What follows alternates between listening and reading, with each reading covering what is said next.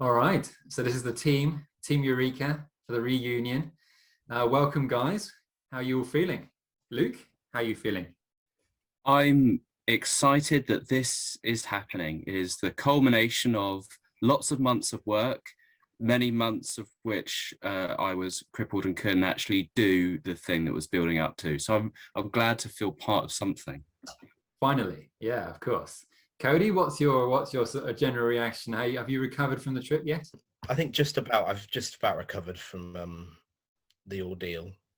I think there was a lot of very sore legs, and it's probably a bit dramatic, but broken hearts afterwards, I think. Yeah, it was a sad end, but I guess it was probably the right. Maybe not quite that far. Yeah.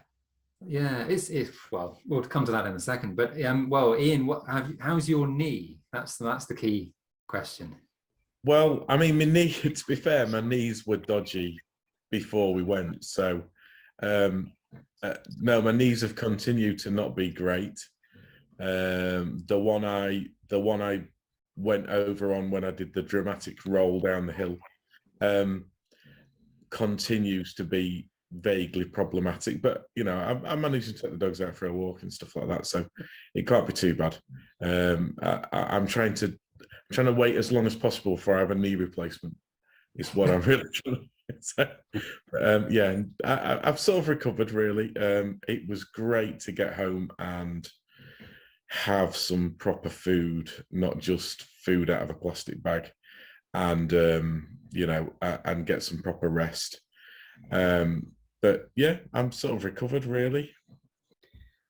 In his Scotland line review video, I believe that GeoWizard answers the question, why didn't you do it in the Highlands where there's less people around? And his response was something along the lines of, it's very dangerous and difficult. And so I had my doubts about the line, but I think it was still, even for that, a really good crack at it. Yeah, and I think the line itself was fairly reasonable. I mean, it was like most of it was very, very good. It was that initial section, wasn't it, that caused us the trouble. I mean, me in particular, I know I was struggling a lot with vertigo, and Ian and Cody were very, very helpful in helping me up that initial climb. So, I mean, that was, in my opinion, that was the bit that really got me. But for you guys, so maybe Cody, what was the hardest bit of the trip for you, do you think? Okay, Cody's blanking us. Cody's gone. So, okay. Okay, yeah, he doesn't like me anymore. Oh no, he's here. Okay, Cody's back. Cody, we were just saying the hardest part of the trip for me was probably the initial climb because of my vertigo, and you guys kindly helped me up there. For you, what was the hardest bit of the trip, do you think? Yeah, for me, actually, that first climb, I mean, I thought I was really proud of myself, actually. I thought I was doing brilliantly. I was like, this is going to be easy, this.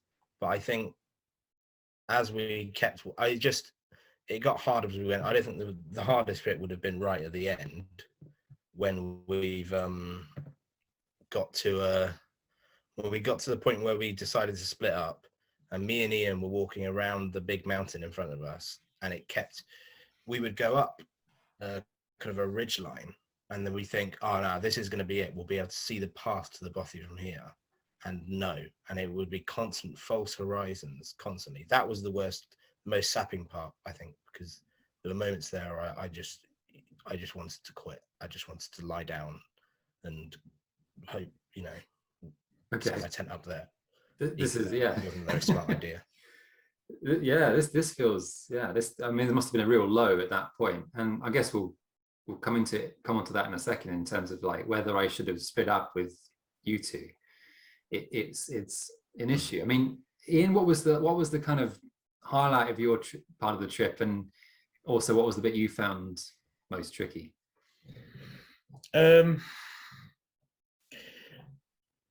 To be fair, I mean, the initial climb was sort of hellish, but actually I felt fairly comfortable with the initial climb and the climbing sections at the beginning. I'm not saying I found them easy. They weren't easy. What I found more difficult, I think, was on day 2. I think we'd expended, or from my personal perspective was, I think I'd expended so much energy on day 1. And I don't think I'd really appreciated kind of how tired I was already going into day 2.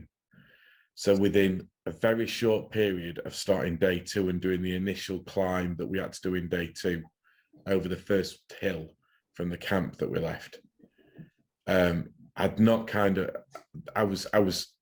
once we'd done that initial climb, I was already really tired. And there was probably at the back of my head, there was an element of me going, I am not sure that I can finish this. So I think I'd got that at the back of my head, which was not a great way to be after an hour or 2 of day 2. I wasn't verbalizing that because I didn't want to put that out there, but I was thinking to myself, this is really, really tough. And I don't know whether I can do this for another 4 days. And people are right. People have commented on the other videos and said, you know, had they not watched any videos, had Ian not watched any videos, had he not done any training? I'd done some training. I think I just totally underestimated just how energy zapping it was going to be. And I think the other issue is, if you have a very energy sapping day, and then you can go into a hotel or a B&B or even somewhere nice indoors where you can have a nice hot meal and you can get a really good night's sleep and you can really recuperate before you then set off again the next day, I think that's slightly different. I think when you've done a really hard day and then you sleep in a tent and you get virtually no sleep and you get up and then you set off again, I didn't feel like I had the energy in my legs to really push on that second day in the way that we needed to, if I'm honest. And I was sort of I feel like I sort of let myself down a bit really with that. And I wish I'd done more endurance training rather than just doing 3 or 4 miles with a heavy backpack on in training. Highlight wise, just probably because you did say, was there a highlight? There was a moment, and it was a brief moment in amongst all the pain on the second day, where me and Cody, when we'd split up from you, we came over a little ridge line.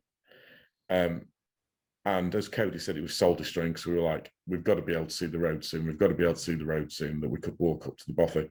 But we came over a ridge line and there was a herd of deer basically stood in front of us, staring at us. And we had a moment where we just stood and stared at these deer, and these deer stared back at us.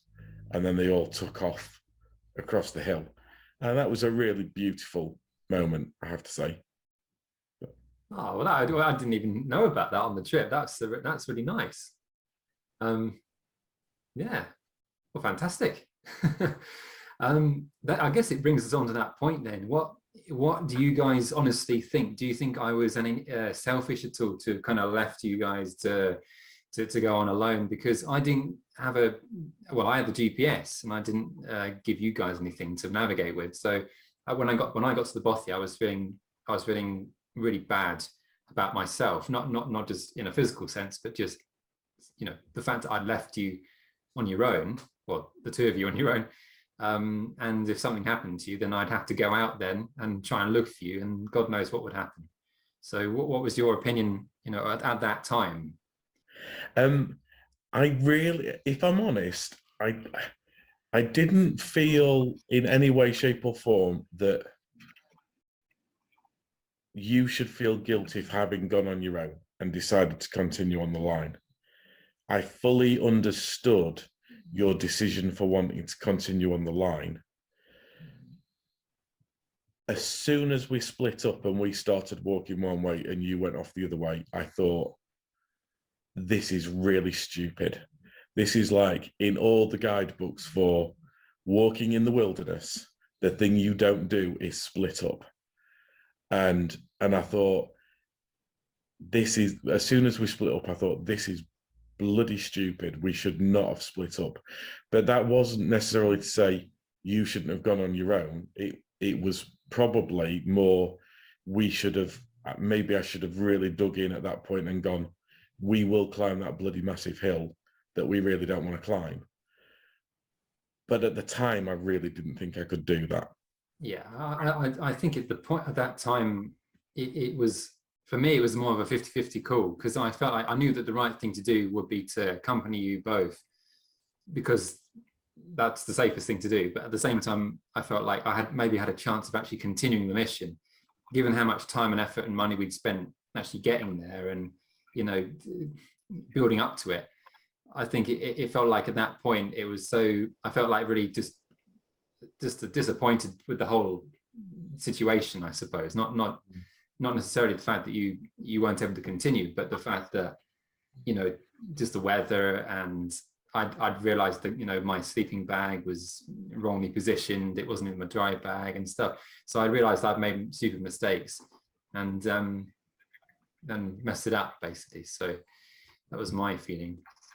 But I guess the other thing I would probably say is, and you can clip this in or out, I don't care whether you put it in the video or not.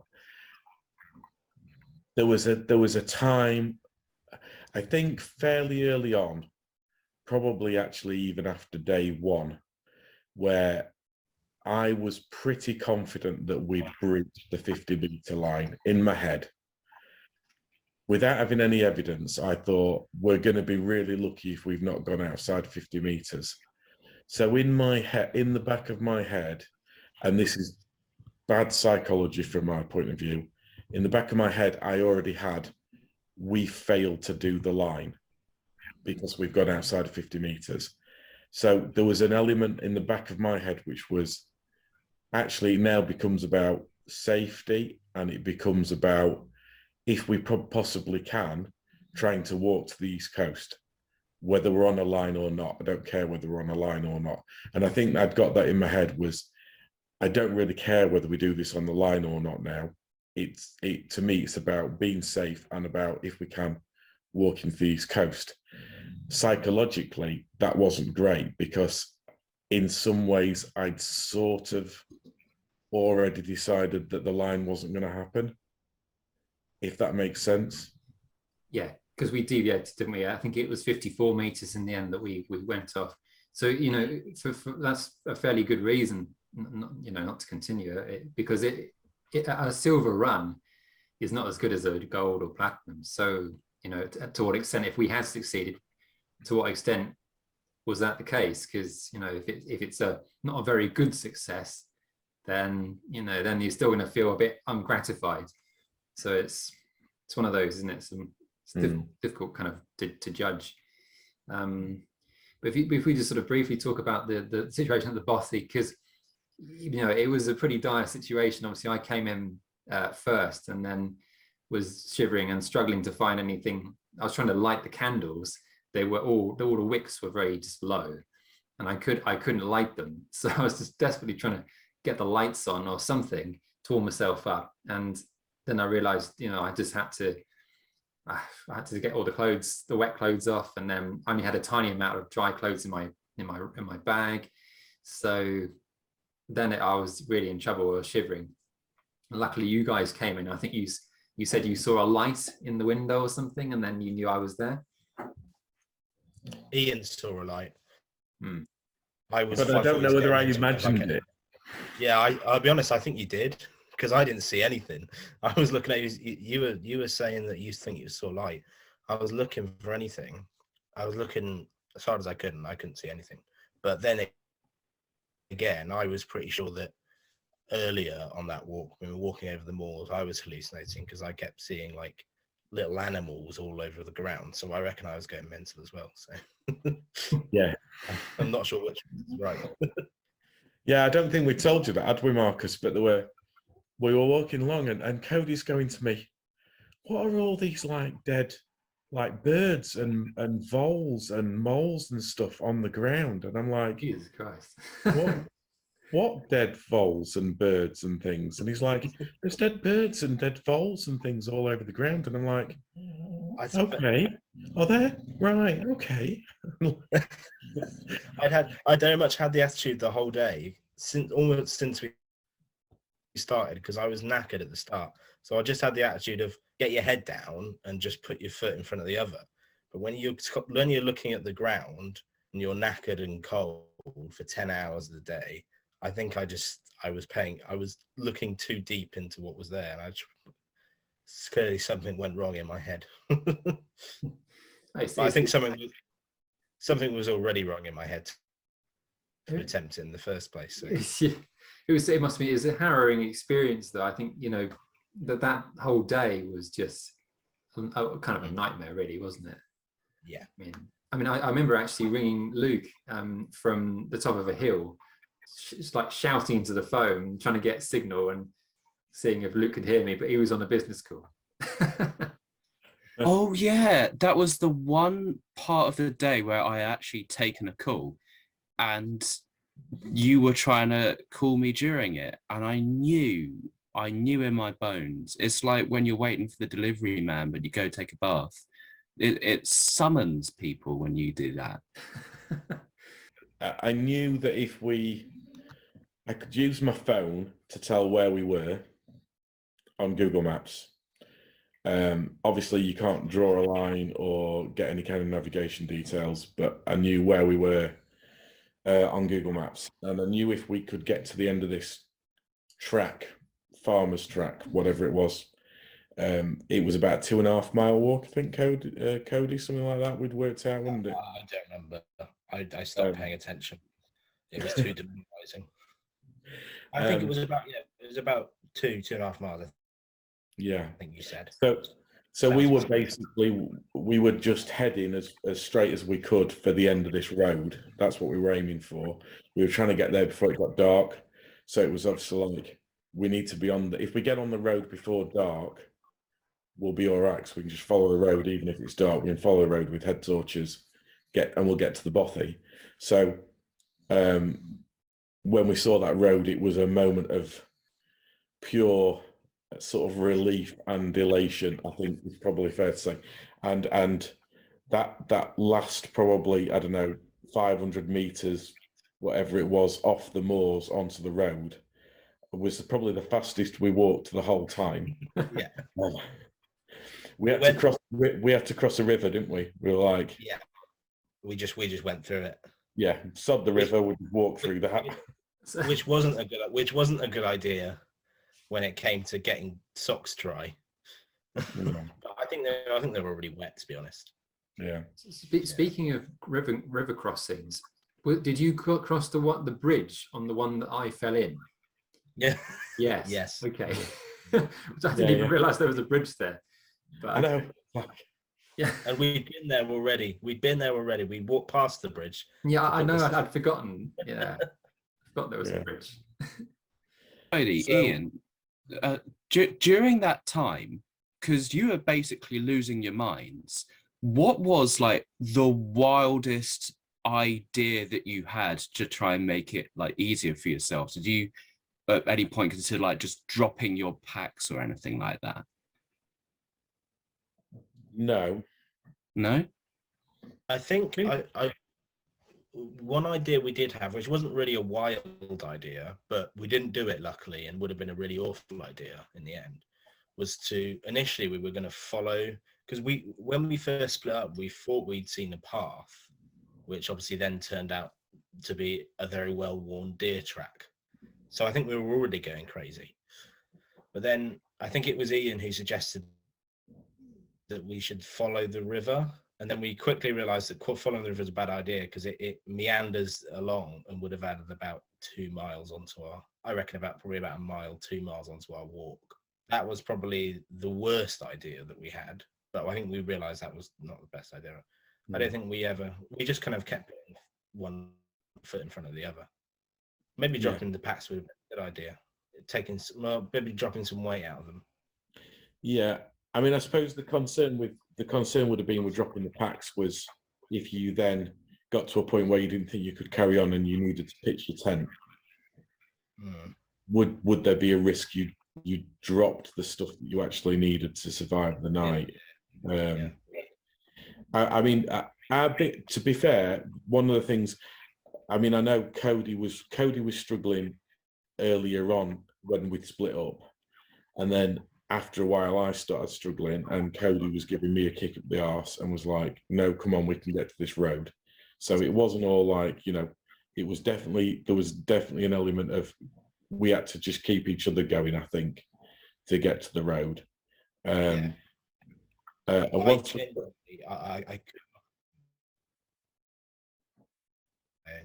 couldn't have done it on my own, because I think, especially at the start, I was so ready to just literally just pitch my tent there. And I think if Ian had not been there, I would have pitched there. And I also, if it hadn't been for Marcus coming up to find us if we hadn't made it, I think I would have just tried to get through a very cold night.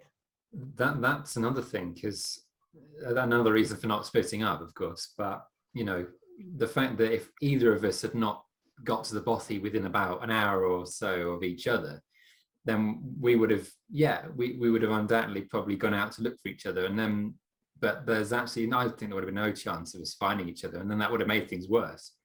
So you know, well, as we were walking back, Ian was talking about this with me. He's like, if Marcus isn't there, we're going to have to go out and try and find him. And as much as I would have gone out to try and find you, of course, I could not think of anything worse than getting to the bothy, discovering you weren't there, and they're going, right, let's go back out again and try and look for him, the freezing cold. Yeah, well, you're the one, I guess I'm the one who got you into it, so you're probably cursing me that I think I was relieved to see you in two ways. Mainly, of course, that you were okay, but also in that I didn't have to go back out. Yeah, that's true. I mean, I think if we'd have gone back out, that's, I mean, we didn't. I mean, they didn't have many giant clothes, of course. That's another thing. No, exactly. Yeah. I mean, we'd been saying, me and Cody had been saying for quite a long time before we got on the farmer's track. We'd been saying, just pray Marcus is at the bothy. Please, God, let Marcus be at the bothy, because neither of us wanted to go back out to look for you. And how as well? I mean, especially considering you didn't have a torch, did you, Marcus? Oh no, my torch battery had run out within about 10 seconds of me using it, because I hadn't charged it stupidly. So we would have been looking for you. I don't think we would have found you, to be honest. No, I think the worst thing. So go on. We did, before we split up, I mean, I think it's probably worth saying to people, before we split up, we didn't just say, it wasn't just like you said, right, well, I'm going to carry on, you follow the river. We did say, okay, so the plan is we all head for the bothy. If you get to the bothy and we're not there by 10 p.m, you're going to walk back along the river. And you did say, have you got a whistle with you? And I was like, yes. It was like, okay, well, I've got a whistle. I'll set off walking along the river, and every 2 minutes, I'll blow my whistle. When you can hear my whistle, you blow your whistle back. So we did actually have a plan. Did we? I don't remember that. I don't even have a whistle. I don't have a whistle. Ian had told me that was the plan. I was listening. It all comes out now. Some bird or something, and we thought it was you, so we started shouting for you. I don't even have a whistle. I don't know. I mean, I think that conversation was really rushed, because it was just Ian and I just sort of, I was still going on the track, and Ian was sort of saying, well, we're gonna abandon this. And it was quite a rushed conversation, I seem to remember. And I feel like that was also not good, because we probably should have had a longer discussion. But at that point, we just didn't feel like it, and understandably so. And can I also say something else for future straight line missioners? Wearing all camouflage gear is probably a great idea when you're trying to avoid farmers. When you're out on the moors in the middle of nowhere at all, and it might be really helpful for a helicopter or a search and rescue team to be able to find you. It's probably a really good idea to have something fluorescent or something really bright. And we were all in camouflage, and as we split up, in the distance, we could see this little tiny speck on this mountainside off to our right-hand side, which was obviously Marcus, trotting along at a fair old pace. And I was like, this is where camouflage is a really, really, really bad plan. Because if Marcus had been wearing a bright orange raincoat, we'd have been able to see him. And if we were, he'd have been able to see where we were as well. Yeah, But it's a good point, actually. Yeah, because if I find I broke my ankle or something and I've been stuck, then there's no chance of search and rescue being able to find me, and neither you. So it's yeah, that was. How much did you consider mountain rescue to be an option? Because your plan seemed to come down to, I'll go out and look for the person, which is always the last thing you hear in the documentary before the voiceover man says, and they were never seen again. Well, it's actually quite interesting that, because we'd gone the entire way and thought there's no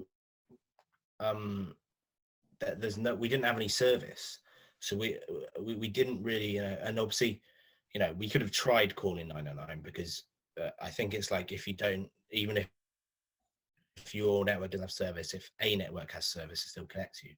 But I don't think we would have got it. And so I kind of went this whole way thinking we'll have to do it ourselves, because there's no way we'll get anyone out here. In the morning, though, when we woke up and Marcus had gone off to go get help, get the car, extract us from there, I was looking around the bothy, and there's a sign on the bothy that we didn't notice when we first went there, when we came in the night, that tells you where phone service is available. And I think that would have been really, really helpful had I looked at that and remembered it, and Marcus hadn't been there. I think the lesson is pay attention to your surroundings. Yeah, I think we're all quite culpable of that, aren't we? Really. Yeah. And it also, I did read it. Did say do not go to the toilet in the bothy. I did read that bit, but I didn't read the crucial bit. Yeah, Cody didn't read the don't throw up in the bothy first. Right by the door. Yeah, right by the door. Very helpful. Yeah. And, no, I mean, coming back to the bothy then. So when we arrived at the bothy, we'd done this 2.5 miles in the dark up the farmer's track, and we were like, please God, let Marcus be there. Please God, let Marcus be there. So when we walked in the bothy and you were there, it was like momentary sort of like relief that you were there. And then there was an element of, if I'm being perfectly honest, there was a moment of, Marcus is in trouble here. Yeah. He is proper, I would say, close to being hypothermic. Yeah. Shaking wildly, being fairly incoherent, wrapped in a foil blanket. And it was, I was worried, because I was thinking, if Marcus goes into like full hypothermia here, then what are we going to do? Because there's no phone signal. It would have meant me or Cody setting off walking in the dark in full wet gear up the road to try and get to a house or somewhere, or where we could get phone signal to call mountain rescue, wouldn't it? Yeah. I was pretty worried for a while when we first got to the bothy about how your condition, I think it's probably fair to say. Yeah, I think that once I got my feet wet in the river, I think that changed things completely, because it meant I felt completely wet through, and it was just really cold. Therefore, and again, and because I sat in the bothy for probably about 45 minutes, trying to desperately trying to get the lights on, or there weren't obviously any lights, but trying to get the candles working. And then I was sitting there just huddled up with my survival blanket on, and I was getting more and more worried. And I think that was probably exacerbating the situation. But I'm just thankful that actually, Ian, you had the foresight to actually put your sleeping bag in your dry bag, unlike me, because if none of us had, then that would have been really bad. Yeah, and I put a rain cover on my rucksack, which I think made a big difference. Yeah. Well, I think it did as well, because I'm not sure if I didn't do my dry bag up properly, but when we first got because we got my sleeping bag out, and I had the common sense at least to put it in my dry bag. But the dry bag itself had let water in, so the sleeping bag itself, well, I wouldn't say it was wet, but it was too damp to use straight away, and so was a lot of the rest of the stuff. So I think the importance has to be put on, if you're doing something where it's going to rain a lot, get a backpack cover like Ian did, and get a dry bag that definitely works. Like, don't cheap out. Mm. Yeah, That's fair. Yeah. And try and stay warm and don't fall in any rivers, I think is another thing. Yeah, because I mean, I was pretty convinced that you were wet. You were as wet as you were, and all your kit had got wet, because I assumed you'd basically walked through the river with your backpack on, and it had been deeper than you thought. The water had gone through your backpack, because your sleeping bag was so wet. I mean, it was absolutely drenched. So when you said, no, I carried my backpack above my head to make sure it didn't get wet, I couldn't believe your stuff was that wet from rain. Oh yeah, no, that wasn't no, the actual bag was, I just carried it across as normal. It was just my feet that got wet, and that made me feel a lot wetter than I was, because I think I was just surviving on adrenaline up until that point. Like, I was barely drinking anything at all. I was not eating anything. I was just motoring, not thinking properly, probably. And then I think that sudden coldness hit me, and it was a bit of a moment of realization. And yeah, just it changed things completely. So it does go to show, you know, things can alter very quickly. Maybe that's what part of the shaking was. Maybe because you were just coming down that hard. Yeah, it was on a high. So I just crashed. It started raining, and it didn't stop until we got in, and I think that was the main thing. It was just so much water. It really, because there were times where I thought, I'm so wet, but it's not really raining that badly. It's mainly windy, and I think the wind coupled with that constant rain just meant when you stopped moving, it 2 minutes and you were freezing. Yeah, that's right. Just to sort of summarize this then, I mean, when we were actually in the bothy, I think that was probably the most uncomfortable night I've ever had. It was, I mean, no disrespect to Ian, because we got pretty close. It was warmer with Ian next to me. I was fine. I had my Yeah. own sleeping bag. I had my mat. It was a bit uncomfortable, but I had a great snoring my head off while you two sat shivering in the corner, trying to sleep despite the sounds that my nose was making. Yeah, you crashed really quickly. I mean, you were asleep so before you tired. even got your sleeping bag. You were like, I've never been that time. I couldn't even eat my adventure food thing. I was so knackered. I really need to sleep. yeah. Me and Marcus had a very. It was a very uncomfortable, very cozy night, wasn't it, Marcus? Cozy is one way of putting it. Yeah. Uncomfortable and cozy. Yeah, I think, and it's just like we were sharing this one kind of bench, and like if I was lying on my back, then Ian was pretty much half off the bench, and if I was lying on my side, then it was like really, really painful, because it was hard. Obviously, the bench was hard, so my shoulder was getting crushed. So it just, there wasn't a solution. I think we ended up both compromising in the end. Well, I mean, I think I lasted till maybe, I don't know, 4 a.m. or something, and then I got up and sat up and sort of walked round and round the bothy for a bit with a survival blanket on, and I gave up after a while. But yeah, I mean, we ended up sleeping on one sleeping mat with my sleeping bag unzipped, sort of draped over us both, wrapped in a survival blanket each. It was not the most comfortable of evenings. I did feel really bad, but the problem was and I didn't feel bad enough not to be selfish in that moment.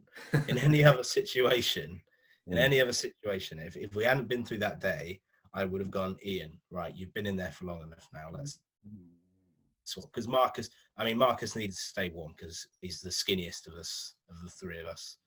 And also we were sending him off in the morning to go get help. So I think Marcus unfortunately was doomed to a warm but uncomfortable night. If I'd have been a bit nicer, I would have offered to switch, but I couldn't be bothered at that point. Yeah. It's really awful of me to say, but It's not. It's normal, isn't it? I think we probably would have all in that situation if we were really struggling. It's it's like some of the things you do. It's like eating someone else if you're desperate. Cannibalism almost.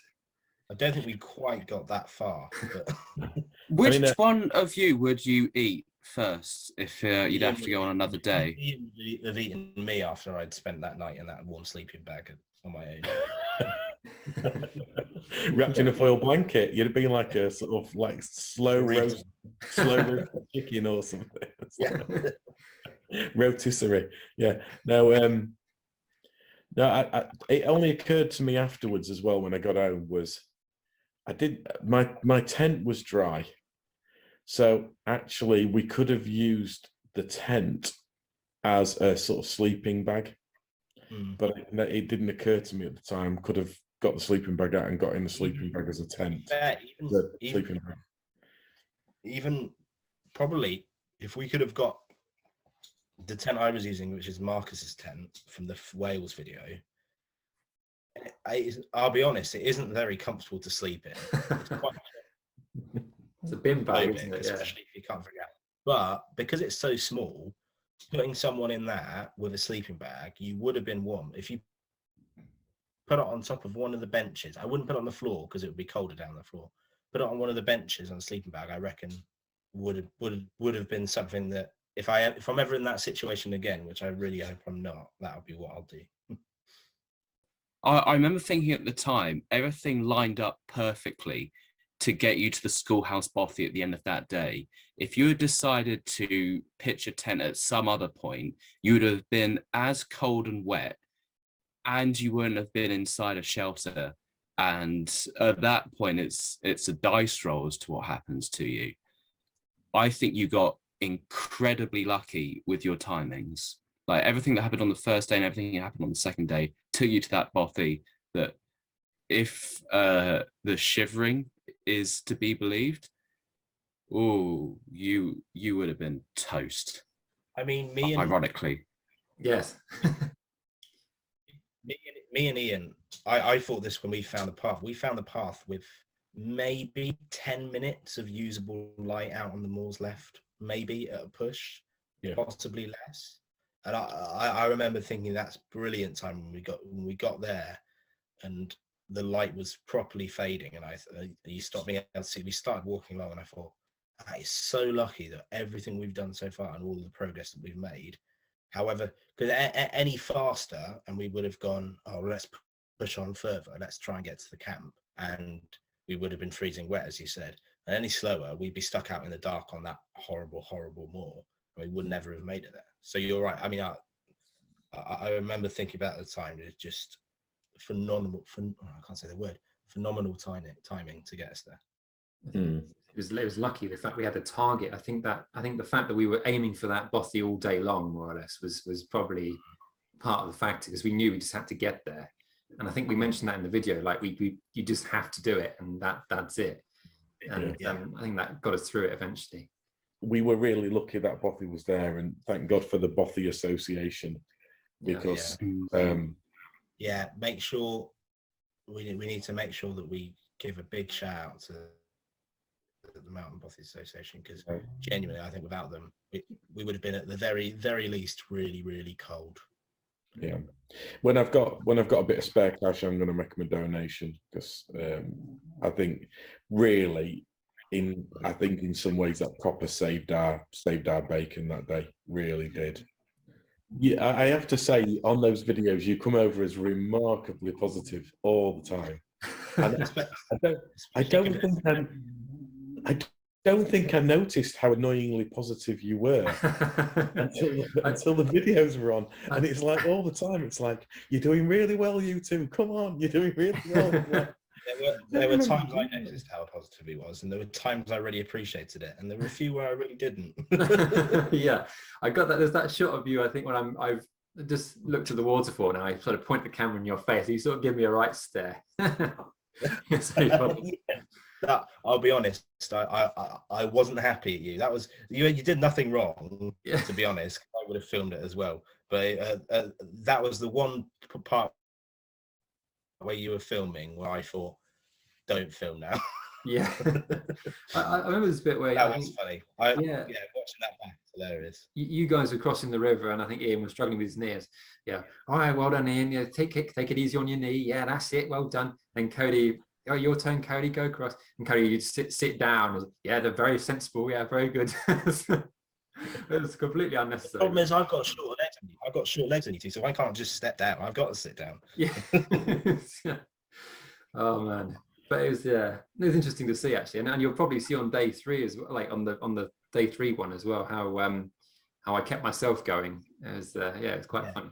God, I wouldn't have wanted to be up there on my own. No. You know, I know Marcus was probably very focused on follow the GPS, just keep going, just keep going, just keep going. Yeah. But if I'd have been there just with Marcus, say, and we'd have split up, I'd have really struggled to do that walk that I did with Cody on my own. Yeah, I'm the same. Yeah.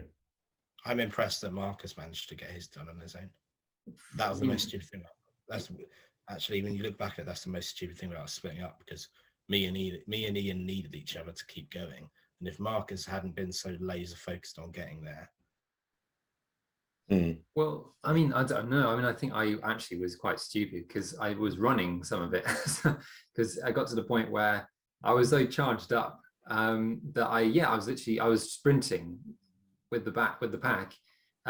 Any downhill section, I was charging down it like nobody's business, and just so stupid, because if I'd have fallen over, broke my ankle, I was just time it. Yeah, it's like the end of me, basically. So was it still light when you got in the bothy then, or did you get in the bothy in the dark? No, it was still light, but I was, it was getting towards dusk basically, and I was starting to get worried, because I was trying to get the lights on in the bothy, and there weren't any actual lights, just candles, which I couldn't light. So yeah, wasn't great.